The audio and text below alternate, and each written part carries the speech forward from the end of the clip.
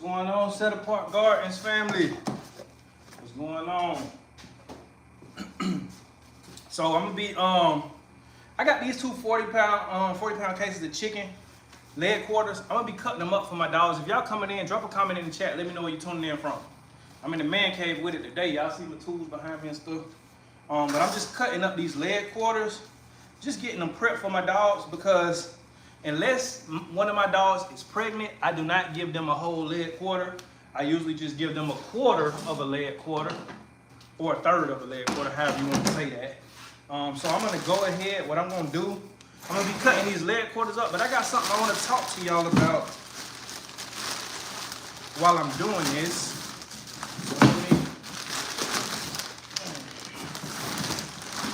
Y'all see this big old bag? I don't know if y'all can see how big this bag of leg quarters is.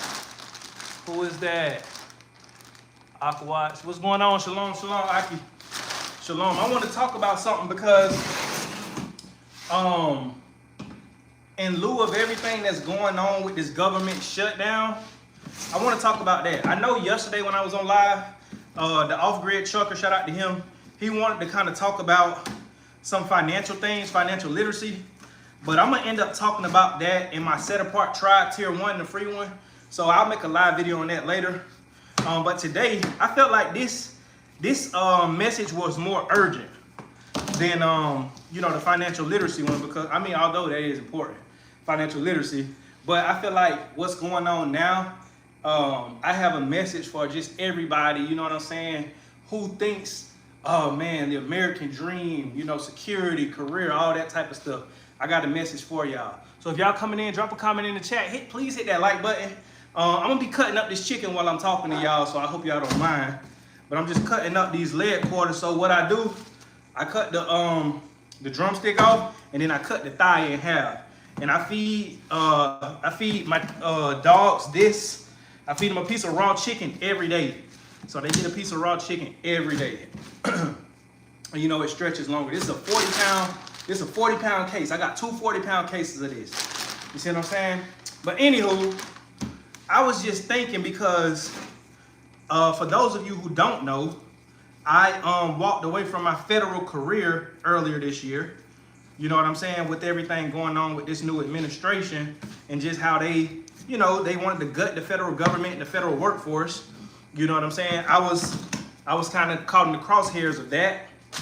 And I'm not even gonna say unfortunately, I'm gonna say fortunately, because, they offered us a deal that I took, you know what I'm saying? Well, I was still able to get my pay for quite some time, you know what I'm saying? To give myself a little time to establish myself, all that type of stuff. But earlier this year, we were on the verge of another government shutdown, and I worked in the government for about 6 years, a little over 6 years. I did over 6 years in the government, right? And these shutdowns were kind of like something that was kind of common, like the threatening of a shutdown was common. You know what I mean? Like, oh man, they might shut the government down, they might not, And so we would always constantly be in fear, because they always tell you, you want to get you a good government job and different things like that, get all those benefits. But what they don't tell you is the downsides of that, which is the furloughs, which is the shutdowns, which is the power struggles. You see what I'm saying? So at first, because I'm going to tell y'all my mindset, and let me know if y'all can hear me, and let me know if I'm making sense. Let me know if I'm making sense in the chat. But my mindset was this, right? My mindset was, my career is my priority. And yes, my homestead is a priority, but my career is how I make my living. And so even when, the homestead is doing well, I still want to maintain my career. That was kind of my mindset. Like, I took pride in my federal career. I wanted to climb the ladder, do all that stuff, that I had been taught, especially by mentors and things like that, who helped me get into the federal government. So I always had it in my mind, like, I still wanted to work for the federal government, even if, I'm doing good in business, whatever. So that was my mindset. I wasn't gonna leave. Shalom, Aki. These jobs are nowhere close to as solid as people think. Exactly.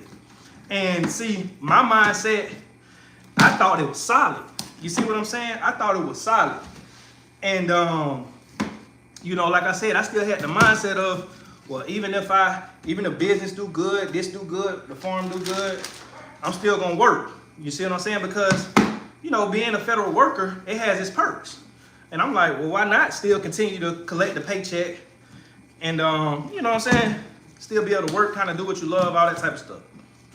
But, you know, when this whole thing started kicking off with the persecution of a lot of federal workers, of course I didn't agree with it, and I still don't agree with a lot of the sentiments that are being said about federal workers. A lot of it is just purely propaganda. I'm just going to be real. A lot of it is purely propaganda. As a matter of fact, a lot of agencies in the federal government are understaffed. That's what people don't realize. Ask any veteran who has to go through the VA, ask anybody who needs to use a lot of these federal services, you know what I'm saying, just how understaffed a lot of these agencies are. You see what I'm saying? The USDA, Department of the Army, Veteran Affairs, the IRS. You see what I'm saying? Like, even look at your taxes and stuff like that, how long it take you to get your taxes back. So a lot of these agencies are understaffed. And, you know, the propaganda was, you know, the government is bloated, all this type of stuff. But that's neither here nor there. I'm saying all this to say, when a lot of this stuff started happening and the layoffs start coming, man, I was so stressed out. I was so worried because it wasn't even the fact that it's like, oh, what am I gonna do? Because I already knew what my purpose is. I already know what my purpose is. I'm doing it right now. But it was the fact of it was something. It was shock, because I was just shocked. I'm like, I've had a great career, never did anything wrong, always been a top performer, never gotten a bad evaluation, none of this. You see what I'm saying? And now I have to walk away from something that I've been putting a lot of eggs in this basket, where I've been putting a lot of energy, time, focus. You see what I'm saying? And so that was kind of my mindset initially. But when I made the decision to walk away, and when I walked away, I felt freedom. I felt the sense of freedom like no other. And as the months start progressing, I'm at a point now to where I'm actually thankful that that happened. I'm thankful that all of this happened. I'm thankful that this administration did what they did, because they took the scales off of my eyes. You see what I'm saying? Into how I was looking at a career, how I was looking at a job, how I was looking at a paycheck. Because you think it's something that's secure, you see what I'm saying, because of what you've been taught. And you know, throughout history, it has kind of been secure. You know, federal jobs and all that type of stuff. It has been secure. But we're in a different age now. And don't ever think that it can't happen to you. And so I started becoming thankful, because I'm like, thank you, Father, for what you've delivered me from.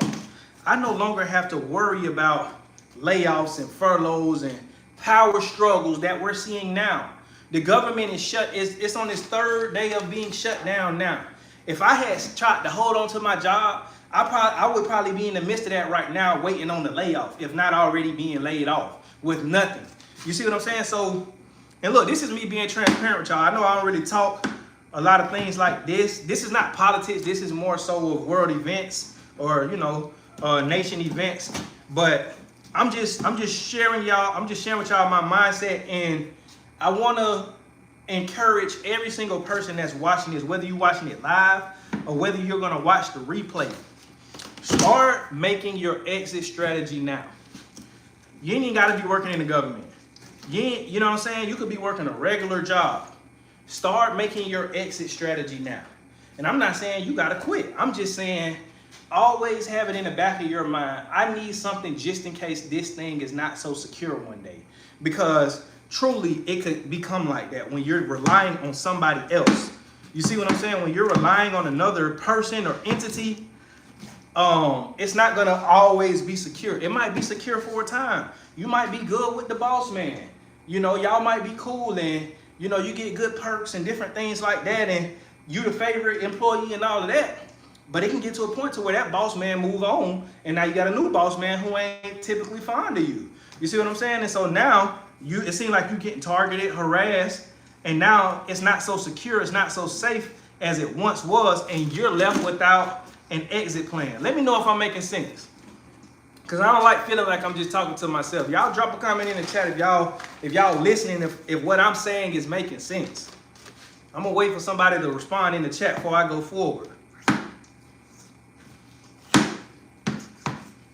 Let me know if I'm making sense. So yeah, like I say, I'm just cutting these leg quarters into 3 pieces. And this stretches it so much. This stretches it so much. Let me see. Ain't nobody responding in the chat yet. Let me know if I'm making sense. Oh, here we go. 9 out of 10 people working in the system feel overworked and underpaid, take advantage of and not appreciate it. Exactly. 100%. Nothing lasts forever. You are making perfect sense. Real talk. Okay. Cool. I appreciate that. I appreciate that feedback. You know what I mean? But oh, that's Rakeem. What's up, Rakeem?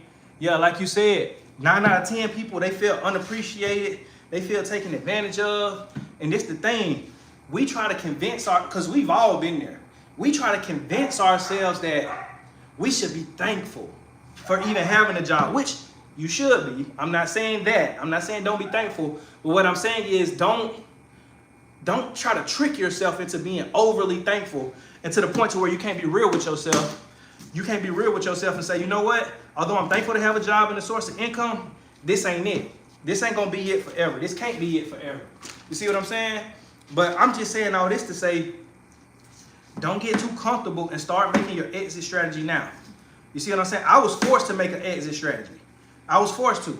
You know what I'm saying? And I'm thankful that I was, because the Most High knew if I could have held on to that, I would have. He knows that. He knows that about me. Like, if I could have held on to that job, you know, or just that career, not just that specific job, but if I could have held on to my career, I would have, because of the mindset and how I was brought up. You know, I was brought up in the government. Ever since I was 18, I was in the federal government. I was in the United States Army. I was in the armed forces. I was in the armed forces at 18 years old. So my whole adult life, I've been in the government somewhere, some form. When I got out of the Army, I went and I was a contractor, you know what I'm saying? Still working on base with soldiers. And then I became a federal, you know, civilian. So it's like my whole adult life, that's what I was used to. So I wasn't gonna leave it no time soon. But I'm glad he did what he did, and I was able to make my exit strategy. But this is the thing. Even before all of this happened, I still bought land. I still started a business. My wife still had a business. You know, I was doing certain things to set it up, because I was always like, I still need to have something on the side. So this is your sign to start making your exit plan right now. If you are working a traditional 9 to 5, because things do not last forever.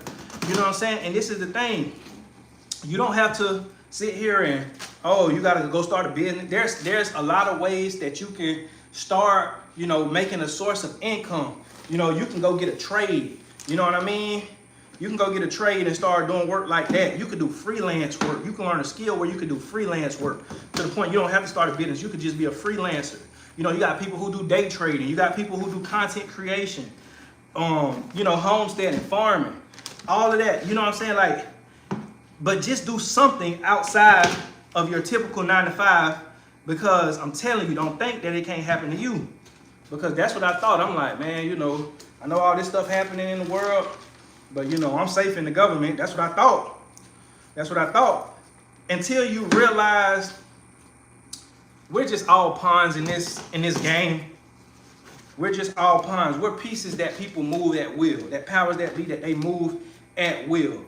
You don't even got to be doing nothing wrong for them to put you on the front line and sacrifice you. You don't got to be doing nothing wrong. And it's just the name of the game. Once you realize that, you have to start becoming a smart pawn.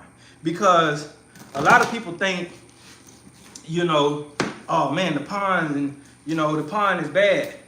No, being a dumb pawn in the game of chess is bad. But when you are a smart pawn, you can become a queen or a knight or a rook or a bishop when you make it to the end of the board. You see what I'm saying? But that's the goal. You got to make it to the end of the board. How do you make it to the end of the board? You start making an exit strategy and stop being at other people's mercy and their will and a part of their plan. Make your own plan. Make your own strategy. Let me know if I'm making sense. Dang, I can't even read that. Place your hope in the Most High. Absolutely. Okay. Yeah, I can see it. I don't know why I don't got my glasses on. But yeah, you got to place your hope in the Most High. Put your trust in him. Let the Most High lead you. Let the Father lead you.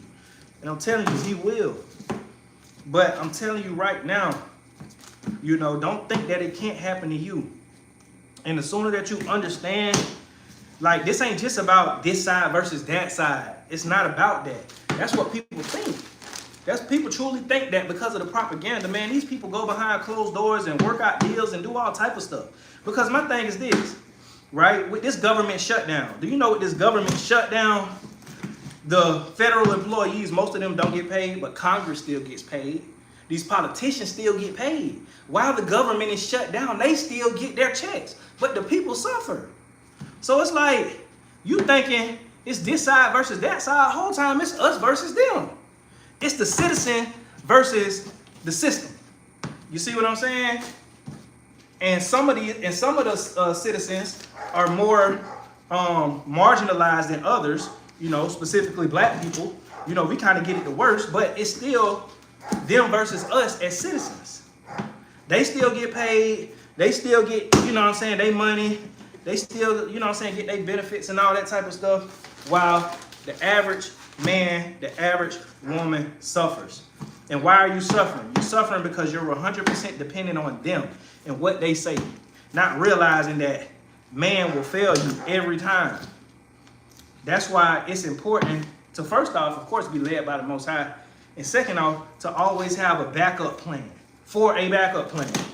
You always want to have that. You always want to have, you know, money saved up, you know, to cover expenses just in case, you know, the job, you know what I'm saying, whatever. You always want to be developing some sort of skill that you can monetize, that you can use in the event where times get hard. You always want to have some sort of skill to where you can still survive. You see what I'm saying? To where you know how to grow food, to where you know how to do X, Y, and Z. You know what I mean? And then if you know, the whole world just go to crap, you want to have the skills to be able to provide for yourself the basic necessities that you need. Those are the foundational skills I believe everybody should have. You know what I'm saying? Is how to plant a garden, how to keep chickens, you know what I'm saying? How to hunt, how to fish. I believe those are basic life skills. And they used to be taught widely. You know, the Boy Scouts, Girl Scouts, all these type of programs. They don't even do that stuff no more. They used to teach this stuff in high school. They don't even teach this stuff no more. But I believe that every citizen should have those skills, should have those life skills. When I was in the military, although my job was a human resource officer, 42 Alpha, you know what my first job was? My first job was 11 Bravo Infantry. That's everybody in the United States Army first job is infantry. No matter what your other MOS is, what you do on a daily, if things go wrong and there's no more infantrymen, they're going to pull you out that office, they're going to pull you out that cubicle, they're going to pull you out that nice AC, and they're going to put your butt on the front line.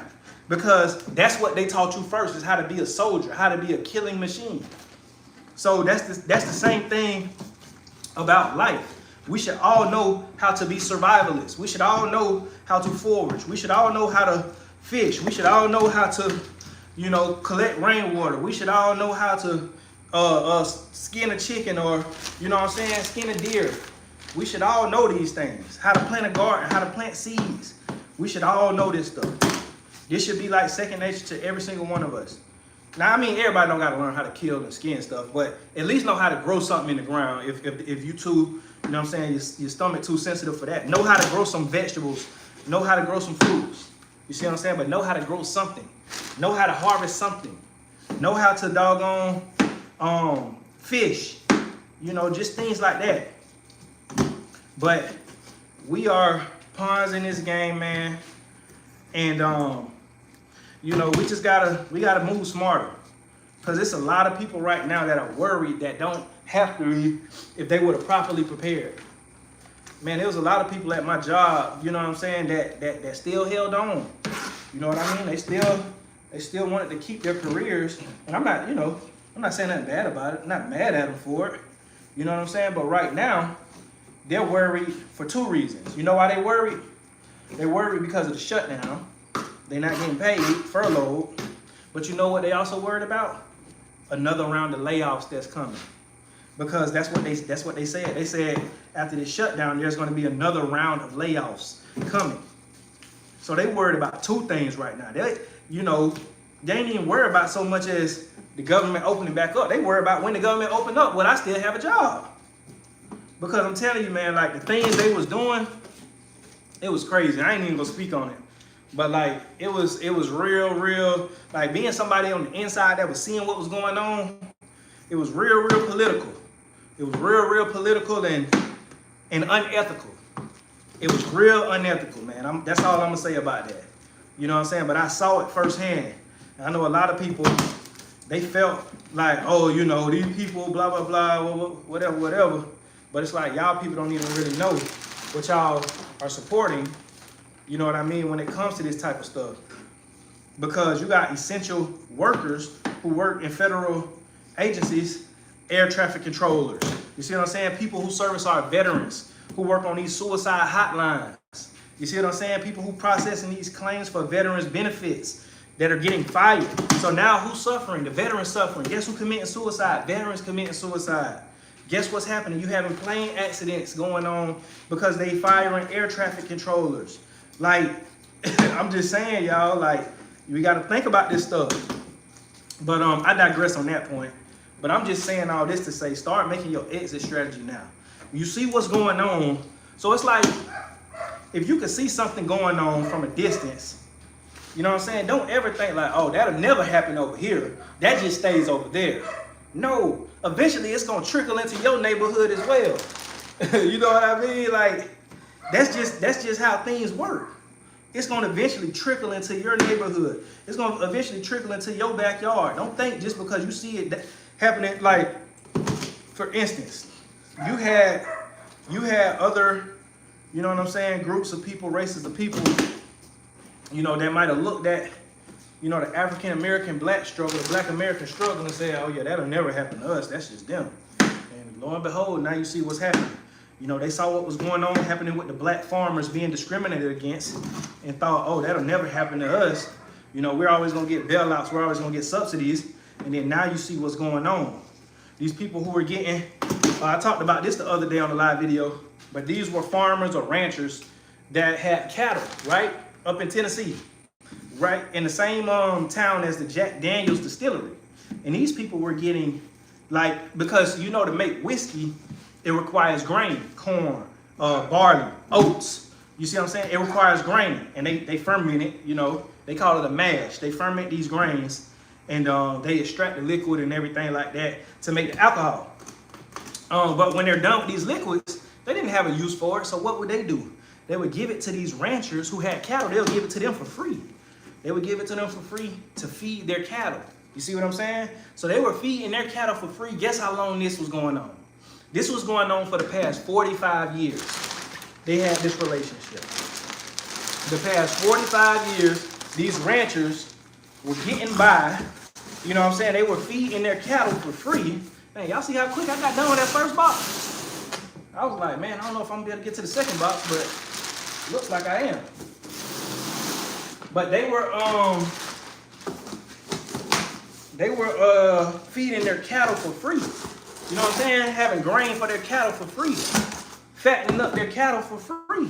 Because grain costs money. A lot of people don't realize that. Like, it costs money to feed your livestock grain, good quality grain. And they were getting it for free or next to nothing. They weren't really paying anything for this stuff. And so guess what Jack Daniels Distillery decided to do with all these tariff wars and everything going on? They said, we can no longer afford to give it to you for free. So we're going to turn around and sell it to a lot of these energy corporations who can use it to harvest energy from it. You see what I'm saying? We're going to sell it now. So you're no longer going to get it for free. So they've had this for so long, it never occurred to them to think, hey, maybe this could stop one day. Maybe, and especially seeing everything that's going on with the economy and inflation and tariff wars, they still didn't think to plan to say, okay, how am I going to feed my cattle just in case they start trying to sell this stuff to us, or they take it elsewhere and they don't even want to give it to us no more, or even sell it to us. What are we going to do then? They weren't even thinking about that. They thought it wouldn't happen to them because they overlooked what was happening to these marginalized communities like these black farmers And they thought surely it'll never happen to us, but lo and behold, now it's happening. Now people are getting wake-up calls. Now people are getting wake-up calls and they're seeing, you know, it can happen to me. And people are upset. But there's no reason to be upset. Who is that? Like my son coming out here. He be trying to scare me. Who is that? Yeah, I knew you was coming. He be trying to sneak up on me. I be telling him don't do that. I got PTSD. Yeah, I'm recording no live video. But yeah, there's no reason to be mad because of the simple fact you should have been prepared. And I understand, like, you know, we all humans. You know what I'm saying? Like, you won't feel the type of way, but I'm just saying, like, had you not thought, like, this can't happen to us or we're always going to have it like this, then you wouldn't have fell into that trap. And you would have had a backup plan. All the money you were saving on feed, you would have started putting some of that money to the side. You would have started trying to figure out, okay, I know we get it for free from here, but how can we grow it now that we're saving a little bit? Let me know if I'm making sense, y'all. Y'all ain't saying nothing in the chat. Let me know if I'm making sense. I know I got a few people on here. But, and hit that like button, please. Please, please, please. You support the channel, hit that like button, man. Share this with somebody who you think needs to hear this. You know what I mean? But they would have been being smart and putting stuff to the side of figuring out, okay, I know we're getting this for free, but how can we grow our own grain? Or how can we start, you know what I'm saying, just saving up a fund for a rainy day, just in case all this stuff, it stops. They weren't doing that. Now they're mad. Now they dang near want to kind of sue these people. It's like, you can't sue nobody for not giving you nothing for free no more. But it's like, welcome to our world. You know, I hate to make it about race, but I mean, let's just be honest. You know, the country was founded upon race. It was founded upon the classification of race, you know. And so, you know, when it comes to how a lot of these things happen, a lot of these things were just typically happening to the black race. And now it's starting to happen to the white race and the others. And now they're starting to see what it feels like, you know what I'm saying, to be oppressed systematically. You know what I mean? But I ain't gonna go too deep into that. I'm just saying all this to say, whether you white or black, like I said, these people don't care about you at all. They just make it seem like that so they can get you on their political agenda. But these people don't care whether you white or black. They only care whether you rich or poor, or in this class or in that class. You know what I'm saying? Because money, a lot of times, is the only color that matters. Green is the only color that matters a lot of times in power. But whether you white or black, realize you're still a pawn in this game. And realize you should be making an exit strategy now. You should start learning skills now. You know what I mean? If you have skills, kudos to you. Start learning how to kind of put those skills to work for yourself and for your own interest and not just for the company's interest, because the company is only going to pay you a fraction of what you work. You could be like, man, I used to be building spreadsheets and systems and all type of stuff, man. I don't get no raise for that stuff. All I get is a good pat on the back, a good eval. You know what I mean? And in the federal government, when you get an award, you can either choose, you know, a couple $100, or you could choose like 40 hours off. So that was good. But still, it's like, you know, for the work that you're doing, you ain't really, like, man, I can remember on not this past job that I had, but the job I had before then. Tell me, have you ever hired somebody that, like, you never had to train? Like, just came on the job knowing everything and doing everything from day one. That's how I was. Because I had that experience. And so I came into this job. All I need to know where my office is, okay, what contacts do I need to know, and the basic systems, if it's different from what I'm used to using.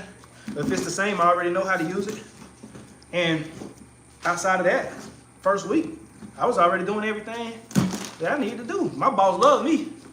He loved me because he never, and I used to come on to work. I had my own office. I used to come to work, close my office door. I'd be in there all day by myself, just doing my work. Once I'm done with my work, you know what I'm saying, I'm just pretty much chilling because I ain't got nothing else to do. You know what I mean? And my boss loved that. He didn't have to micromanage me. But I'm like, You can be that good of an employee and still get paid a fraction of what you're truly worth. Just imagine if you did all this for your own business. Just imagine if you built these systems for your own business. This is what I'm telling myself. Just imagine if you built these systems for your own business. You know what I mean? For your own homestead, for your own home, whatever. It made your quality of life better. Just imagine if you put that same effort in, you know what I'm saying, inside something that's going to actually be more profitable for you. Man, you'll be where you want to be. But yeah, start making your exit strategy. And like I said, I'm not saying that means quit, because I mean, hey, as long as you can do it, do it. But just whenever the day comes, if or when the day ever comes to where it stops being like it once was, and now it's threatened, your job is threatened, your career is threatened, then you can say, oh, okay, cool. I mean, I don't know what the rest of y'all gonna do, but I've been kind of doing this on the side anyways. I've been investing in rental properties. I got a few Airbnbs. I mean, this was just, you know what I'm saying, something to do. This was just something I was doing because I loved it. I wasn't here for the check. You know what I mean? Then you'll be able to, or you can say, or, you know, hey man, I'm gonna farm full time. You know what I mean? I'm already, you know, pretty much debt free, financially free. You know, I'm gonna go and make money off my farm, make money off the land, and just farm full time and do X, Y, and Z. You'll have the freedom to do so because you made your exit strategy. But that's all I wanted to tell y'all. That's all I wanted to kind of encourage y'all to do on this day. But I'm gonna let y'all get back to y'all Friday, and I'm gonna finish up cutting these chicken leg quarters, and you know, get back to my Friday evening. But I hope y'all, oh man, man, appreciate that, Jason Casper. I'm just seeing that, man. Sorry about that. I'm just seeing that. Man, thank you for that, brother, man. You ain't have to do that. Man, they didn't think it happened to me, but they're all just pawns, like you said. Exactly. Shot City, what's going on? Jason Casper say, I've hired people like that. What do you mean hired people like that? Hired people who were just able to come on and, you know, be able to just work and not have to be, you know, supervised. Let me see. But man, I definitely appreciate that super chat, man. I think everybody, thank y'all for tuning in. I'm gonna be going live tomorrow, probably around the same time. Yeah, them know what to do. I just pay them and relax. Exactly. Because see, one thing I realized is this. Your job as an employee is to make your boss's life a lot easier. You see what I'm saying? If they could have hired anybody, you see what I'm saying? They want to hire somebody that already knows what to do. They don't need all this attention. They're not coming to you with questions all the time. So it's like your goal is to keep, you know, things off the boss's desk. And so I always understood that. But this is the thing I'm in the midst of right now. You have to learn how to apply that same mentality to your own business and say, how can I make my life easier in my business? You see what I'm saying? So it's like, you know, you gotta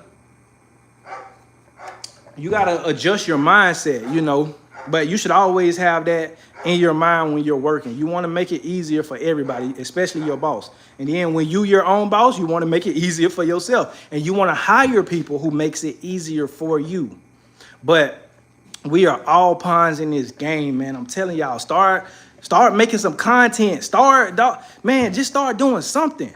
Start doing something like, thanks for doing this. Okay, Janine Campbell, most definitely. But yes, like, I hope this really made sense. And if this really made sense to y'all see the Jaguars back there. You know, I got to point out Jazz. But if this made sense to y'all, please share this live video to somebody that you believe will, you know, benefit from this message. Like, this ain't just homesteading. Although homesteading is a part of this, because when you getting back to the land, you becoming powerful. But this is just every area of life. You can like doing crochet and sewing, and you can make that out of a business. Like, but just do something on the side outside of just the traditional 9 to 5, because I'm gonna tell y'all something and I'm gonna let y'all go. The traditional 9 to 5 is becoming obsolete. I'm telling y'all, it's soon gonna be obsolete. Mark my words. And right now, what you're seeing, especially with like these Gen Z, these millennials, these younger generations, you are seeing, is it Gen Z or Gen X? Who is that? Whoever under the millennials, but these younger generations, what they're doing is they're starting to either, do like some sort of entrepreneurship, content creation, online making money, or they're getting trades again. You see what I'm saying? They're starting to get trades and everything like that.